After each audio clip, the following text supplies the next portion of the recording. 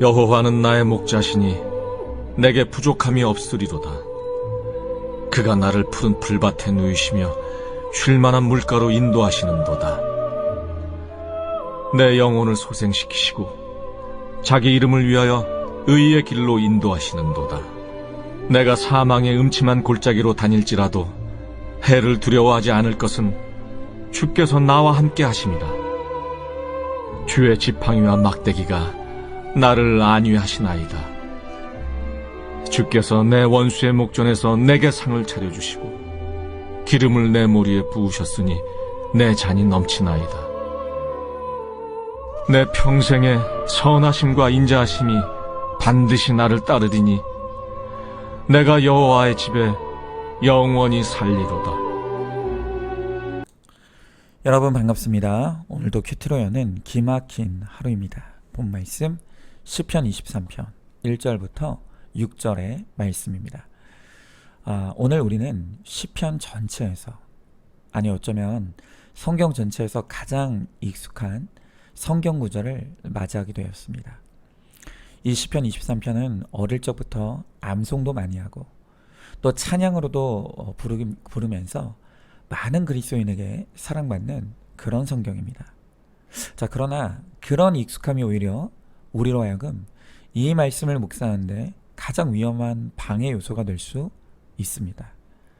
소위 내가 안다 하는 이 우리의 교만이 하나님의 새롭고 신선한 은혜를 가로막을 수 있는 것입니다.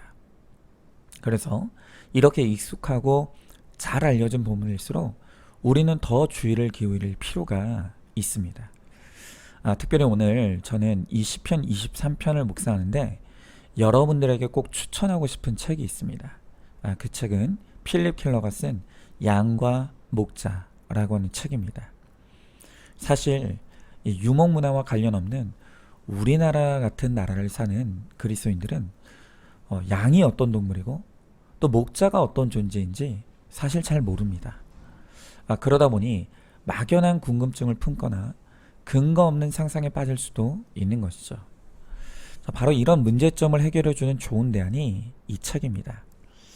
저자인 필립 켈러는 8년 동안 양을 친 경험을 토대로 이 책을 썼습니다. 저 개인적으로도 이 책이 이 시편 23편을 더 잘 이해하는데 아주 큰 도움이 되었습니다. 그래서 오늘 이 큐티 말씀도 이 책의 내용을 참조해서 여러분과 함께 나누고자 합니다. 자, 먼저 1절의 말씀을 보면 여호와는 나의 목자시니 라는 말로 시작이 됩니다. 오늘 이 시편 기자는 하나님과 우리의 관계를 목자와 양으로 비유하고 있는 것이죠. 자, 그렇다면 다윗은 이 목자와 양의 관계를 통해 우리에게 무엇을 말하고자 하는 것일까요? 이에 대해서 필립 켈러는 양에게 있어 목자의 존재란 있으면 좋지만 없어도 괜찮은 그런 존재가 아니라 이 양이 생존하기 위해서 반드시 있어야만 하는 존재, 그가 바로 목자라고 말합니다. 왜냐하면 양은 스스로의 힘으로는 생존이 불가능할 만큼 허점이 많고 연약하기 짝이 없는 동물이기 때문입니다. 양에게는 여러 가지 약점이 있다고 합니다. 하지만 그 중에서도 이 양이 가지고 있는 가장 치명적인 약점이 있는데 그것은 스스로 잘 뒤집어진다는 것입니다. 이 필립 켈러는 말하기를 양은 잘 있다가도 2, 3일에 한 번은 꼭 뒤집힌다고 합니다. 그런데 이때가 양에게 있어서는 가장 위험한 순간이라고 하죠. 왜냐하면 일단 양은요, 뒤집어지면 아무리 발버둥쳐도 스스로 일어나지 못한다고 합니다.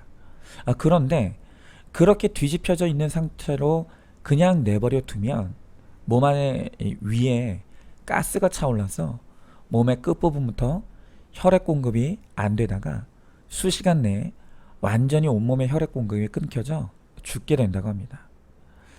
그리고 꼭 그게 아니더라도 늑대와 같은 포식자가 왔을 때 뒤집힌 양은 꼼짝없이 먹잇감이 되고 마는 것이죠. 그래서 목자는 우리 안에 양을 몰아놓고 숫자를 세다가 양이 없어진 것을 발견하게 되면 맨 먼저 스치는 생각이 다음과 같다고 합니다. 이 양이 어딘가에서 뒤집혀 있구나. 빨리 찾아서 다시 일으켜 주어야겠다. 여러분, 오늘 성경은 바로 이 양의 모습이 우리의 모습이라고 말하고 있는 것입니다. 그래서 이런 양의 모습을 한번 우리에게 비춰보면 우리도 인생에서 이 양처럼 스스로 뒤집어져서 발버둥 치는 때가 얼마나 많은지 모른다는 것입니다. 우리는 다 자존적인 교만이 있어서 하나님 없이도 얼마든지 스스로 설 수 있고 스스로 살 수 있다고 생각하는 이 교만한 생각이 있습니다. 그러나 우리가 인생의 고난을 만나 우리의 인생이 뒤집혀질 때 그때 우리는 스스로 일어날 힘이 없다는 것을 비로소 깨닫게 됩니다. 여러분, 이 다윗도 마찬가지죠. 그는 왕이 되고 전쟁에서 승리하면서 승승장구했습니다. 그래서 자신도 모르게 스스로 설 수 있다는 교만에 빠지고 말았습니다. 바로 그 순간 이 다윗은 밧세바의 불륜으로 죄에 뒤집어지고 말았습니다. 그리고 그 자리에서 스스로의 힘으로 일어날 수 없었습니다. 여러분, 우리가 알다시피 다윗의 인생은 이 밧세바와의 사건을 통해서 완전한 전환점을 맞게 됩니다. 이 사건을 통해 다윗은 자신이 100% 죄인인 것과 또 하나님의 은혜가 아니면 스스로 설 수 없는 양과 같은 존재인 것을 비로소 깨닫게 된 것입니다. 여러분, 우리는 내가 서 있으면 그것이 내가 잘나고 똑똑해서 스스로 서 있는 줄로 착각합니다. 그래서 우리가 서 있기만 하면 그저 땅만 쳐다보며 살아갑니다. 그러나 우리에게 고난의 사건이 와서 우리 인생이 뒤집혀지면 그때야 내가 스스로 일어날 힘이 없다는 것을 깨닫게 됩니다. 그리고 뒤집어진 후에야 비로소 우리는 하늘을 쳐다보게 되는 것이죠. 그 뒤집어진 곳에서 하나님을 생각하고 또 하나님을 구할 때 비로소 하나님이 다시 세워주시는 은혜를 경험하게 되는 것입니다. 여러분, 그래서 우리 인생이 뒤집어지고 엎어지는 사건은 반드시 있어야만 하는 사건인 것입니다. 여러분은 지금 무엇이 엎어지는 사건을 만났습니까? 사업이 엎어졌습니까? 건강이 엎어졌습니까? 가정이 깨지고 엎어졌습니까? 여러분, 그 뒤집어진 자리에서 이제껏 하나님 없이도 얼마든지 살 수 있다고 믿었던 나의 악과 교만을 철저히 회개할 수 있길 바랍니다. 그리고 내 혼자의 힘으로는 스스로 쓸 수 없음을 인정하며 선한 목자 되시는 하나님을 찾고 구하시기 바랍니다. 그러면 하나님은 반드시 찾아와 주셔서 우리를 다시 거룩한 자로 세워주시고 굳건하게 서게 해주실 줄로 믿습니다. 자, 한번 질문해 봅니다. 우리는 목자이신 하나님이 절대적으로 필요한 양과 같이 연약한 인생임을 인정하십니까? 나는 지금 어떤 자리에 뒤집혀져 있습니까? 하나님이 나의 선한 목자이심을 믿고 고난 가운데 하나님을 의지함으로 거룩한 자로 다시 세우시는 은혜를 힘입으시기 바랍니다. 자, 다음으로 오늘 3절 말씀에 그 선하신 목자이신 하나님께서 내 영혼을 소생시키시고 자기 이름을 위하여 의의 길로 인도하신다고 하십니다. 여러분, 인생에서 중요한 것은 결코 속도가 아니라 방향입니다. 아무리 우리가 빨리 간들 내가 가는 길의 끝에 낭떠러지가 있다면 그 빠름은 그에게 오히려 저주일 것입니다. 우리가 조금 느릴지라도 방향만 바르다면 우리는 결국 다 올바른 목적지에 다다르게 되는 것입니다. 여러분, 하나님은 바로 우리가 가야 할 인생의 올바른 방향을 가르쳐 주십니다. 그 인생의 방향이 무엇입니까? 그것은 바로 행복이 아니라 거룩입니다. 행복을 쫓으면 불행해지지만 거룩을 쫓으면 진짜 행복을 얻게 됩니다. 그래서 우리는 우리 인생의 방향을 거룩에 두고 거룩을 쫓는 삶을 살아야 합니다. 자, 그런데 문제가 무엇입니까? 우리는 자꾸 우리의 인생의 경로를, 올바른 경로를 이탈한다는 것입니다. 여러분, 필립 켈리는 양의 또 하나의 약점이 있는데 바로 그것은 시력이라고 합니다. 양은 시력이 극도로 나쁩니다. 그래서 눈앞에 뭔가 보이고 움직이면 금세 그것이 자신을 인도해 줄 목자인 줄 착각하고 속아서 쫓아가는 것입니다. 여러분, 그런데 우리가 정말 이 양과 같습니다. 우리도 영적인 안목과 시력이 형편없습니다. 그래서 당장 눈앞에 이뻐 보이고 멋있어 보이는 사람이 있으면 그것이 죽을 길인 것도 모르고 불신경론에 뛰어듭니다. 또 눈앞에 보이는 주식 시세에 속아서 망할 줄도 모르고 내 재산을 투자했다가 쫄딱 망하기도 합니다. 여러분, 우리가 두 눈을 부릅뜨고 있다고 해서 모든 것을 볼 수 있는 것이 아닙니다. 오히려 두 눈으로 볼 수 있는 것보다 보지 못하는 것들이 훨씬 많습니다. 그런데 우리는 자꾸 내가 두 눈으로 보는 것이 그게 전부인 줄로 착각하고 내 눈앞에 있는 것이 최고인 줄로 알면서 자꾸 가지 말아야 될 길을 가고 하지 말아야 될 일을 하는 것입니다. 자, 그런데 그런 어리석은 양과 같은 우리를 위해 하나님은 그의 지팡이와 막대기로 우리를 지키신다고 하십니다. 자, 여러분, 이 목자의 막대기와 지팡이에 대해서도 필립 켈리는 말하기를 이 목자에게 막대기는 그가 쉴 때에도 놓지 않을 만큼 이 목자의 필수품이 바로 지팡이, 막대기라고 합니다. 여러분, 이 막대기가 왜 그렇게 중요합니까? 시력이 나쁜 양이 혼자 무리를 이탈해 곁길로 가거나 독초에 접근하거나 이런저런 위험에 가까이 다가간 경우에 목자는 양을 위해 가차없이 막대기를 휘둘러서 이 돌아오게 하는 수단으로 사용한다는 것입니다. 여러분, 우리 하나님도 마찬가지입니다. 하나님이 우리의 선한 목자이시기에 우리가 죄를 향해 가고자 할 때 하나님은 가차없이 그의 막대기를 드십니다. 그래서 우리를 징계하셔서라도 우리를 올바른 자리, 즉 거룩과 구원의 자리로 되돌려 놓으시는 하나님이신 것입니다. 사무엘하 7장 14절의 말씀에 이렇게 말하고 있습니다. 나는 그에게 아버지가 되고 그는 내게 아들이 되리니 그가 만일 죄를 범하면 내가 사람의 매와 인생의 채찍으로 징계하려니와. 여러분, 하나님은 사람을 매로 쓰시고 인생을 채찍으로 사용하신다고 합니다. 이게 무슨 뜻입니까? 나만 평생 사랑해 줄 것 같아서 불신결혼해서 그와 함께 평생 행복하게 살 줄 알았는데 어느 날 그 남편이 외도로 나를 배반하고 아프게 합니다. 또 그렇게 말 잘 듣고 공부하던 나의 우상이던 자녀가 사춘기가 되면서 끊임없이 속을 썩히고 가출하더니 자퇴까지 합니다. 여러분, 그런데 이것이 바로 하나님이 우리에게 드시는 사람의 매입니다. 또 인생의 목표가 돈이 되어서 밤낮 없이 주일도 예배도 잊은 채로 열심히 사업을 벌이며 일을 했는데 어느 날 그 회사가 부도가 나고 망하는 일이 일어났습니다. 또 시세 차익을 바라면서 큰 빚을 지고 집을 샀는데 집값이 반토막이 납니다. 여러분, 이것이 바로 인생의 채찍입니다.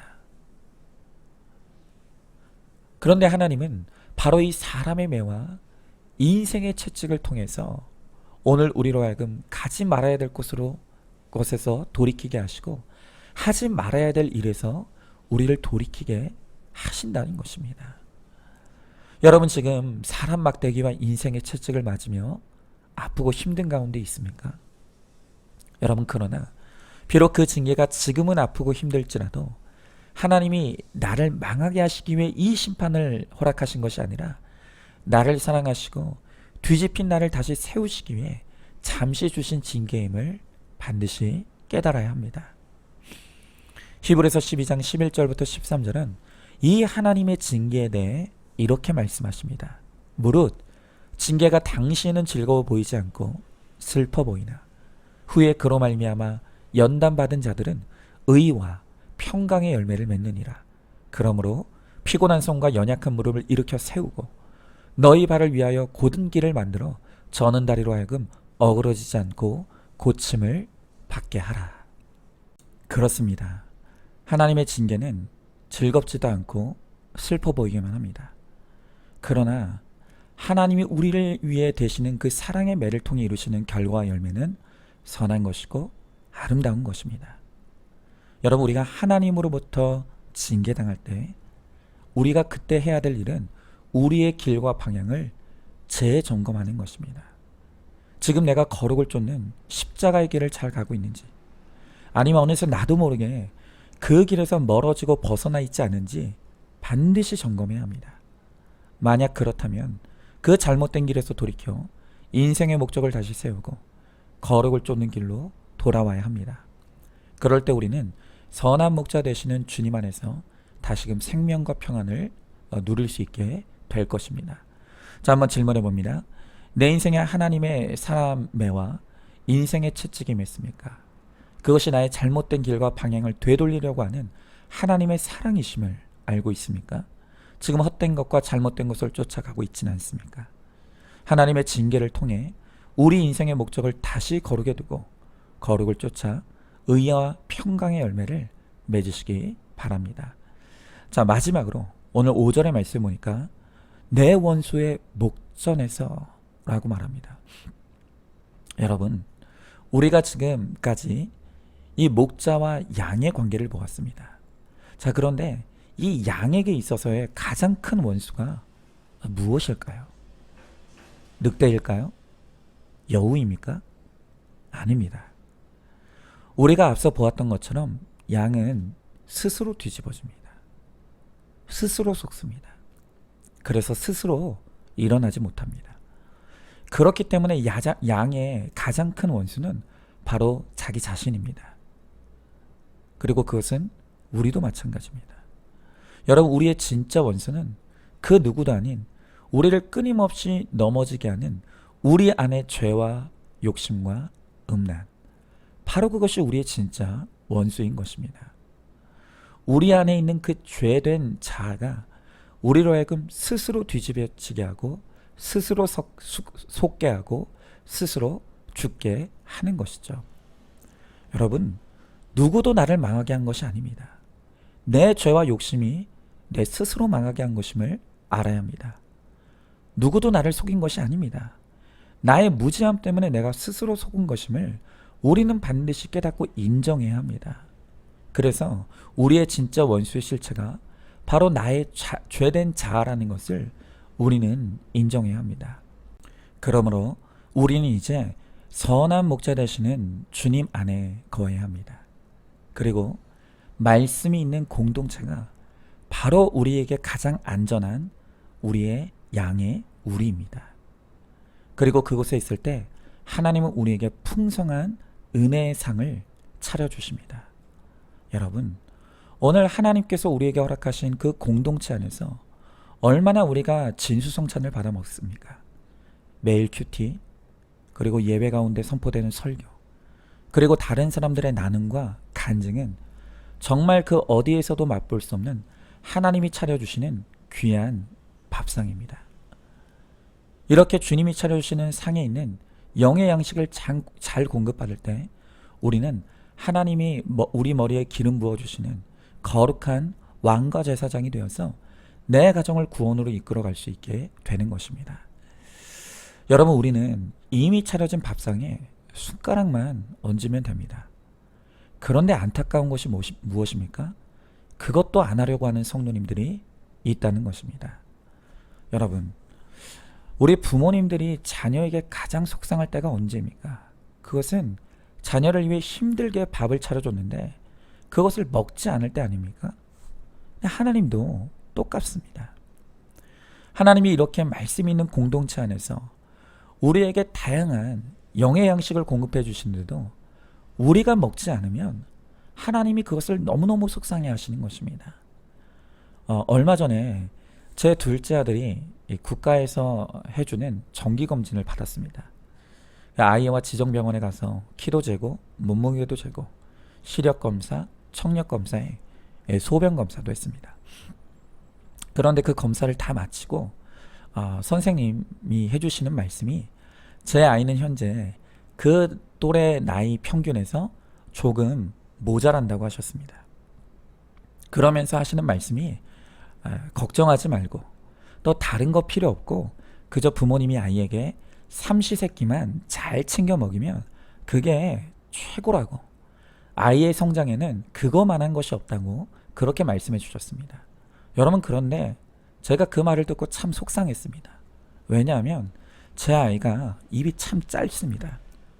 그래서 제 아내가 정말 그야말로 아침부터 저녁까지 삼시세끼 밥상을 정말 잘 차려주는데도 이 아이가 먹질 않습니까? 여러분, 밥상 아무리 잘 차려줘도 먹지 않는 다음에야 방법이 없는 것입니다. 잘할 수가 없는 것이죠. 여러분, 우리에게 이미 하나님께서 우리의 영적 성장을 위해 차려주신 귀한 밥상들이 있습니다. 여러분, 그러나 그것을 떠서 먹고 소화시키는 것은 우리의 몫입니다. 매일 큐트책을 펴서 하나님의 말씀을 잘 씹어먹고 예배로 은혜를 나누고 또 간증과 나눔을 우리가 잘 섭취하면 그것이 우리의 영적 피가 되고 살이 되어서 우리의 믿음이 자라고 우리의 실력이 자라게 될 것입니다. 여러분, 이렇게 우리가 하나님의 은혜의 밥상을 잘 먹어 믿음이 자라고 실력이 자라갈 수 있게 될 때 그때 우리는 나의 구원뿐만이 아니라 다른 사람의 구원까지 책임질 수 있는 성숙한 그리스도인들이 될 수 있는 것입니다. 여러분, 그러므로 이제는 나에게 나의 성장을 위해 또 나의 성숙을 위해 하나님께서 허락하신 그 귀한 상에 차려진 그 은혜로운 음식들을 잘 받아 먹고 또한 소화시킴으로 건강한 그리스도인이 되어 나와 내 가정과 지체들의 구원을 책임지는 건강한 그리스도인이 될 수 있기를 소망합니다. 자, 한번 질문해 봅니다. 나의 원수는 바로 스스로 뒤집어지고 스스로 속는 나 자신인 것을 깨닫고 있습니까? 하나님께서 차려주신 상에 올라온 큐티와 예배, 나눔과 간증의 양식을 잘 먹고 있습니까? 영의 양식을 잘 먹는 것이 거룩의 비결이고 다른 사람을 살리는 능력인 것을 깨닫기를 바랍니다. 자, 오늘도 9월 17일 보석상자입니다. 미운 사람을 위해 자꾸 기도하면 미움이 정복됩니다. 미운 너보다 미워하는 나 자신을 회개하게 하시는 것이 기도의 힘입니다. 아멘. 오늘도 큐티로 기막힌 하루를 살아내는 하늘가족 공동체 우리 모든 성도님 되시기를 주님의 이름으로 축복합니다.